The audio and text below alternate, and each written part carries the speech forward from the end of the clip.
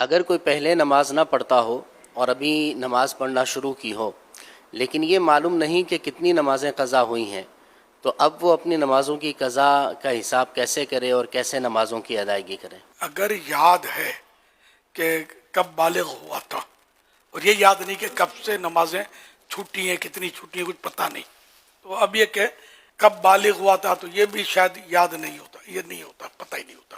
تو اگر نہیں ہے یاد تو وہ لڑکا 12 سال سے لے کر 15 سال کے درمیان بالغ ہوتا ہے، آثار بلوغ ظاہر ہوتے ہیں، اور لڑکی 9 سے لے کر 15 سال کے درمیان بالغہ ہوتی ہے.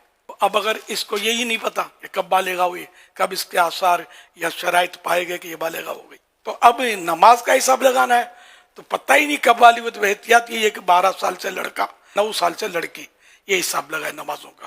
فرضوں اور وطر کی قضا کرنی ہے، فجر کی 2، ظہر، عصر و عشاء کی 4 فرض، مغرب کی 3، اور عشاء کے فرض کے ساتھ 3 وطر بھی قضا کرنے ہیں.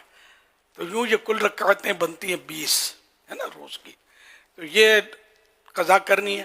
اور اب اس وقت عمر کتنی یہ حساب لگا لیں، یا کب سے آپ نے شروع کی، اس سے پہلے جتنی بھی نمازیں بنتی یہ سب قضا. اور جتنی جلدی لوگ یہ سمجھتے ہیں کہ ہر نماز کے بعد ایک قضا کر لے، یہ نہیں ہے، بلکہ واجب ہے کہ جتنا جلدی ہو سب اپنا یہ بوجھ اتارے اپنے سر سے، قضا ادا کر دے، جلدی جلدی قضا کرے.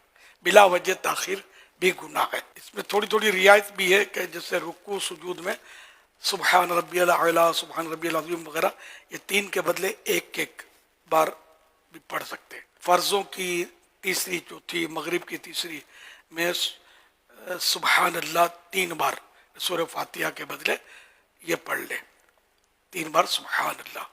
اور التحیاتوں کے بعد اللہم صلی علی محمد کہہ لے اور سلام پھیر دے.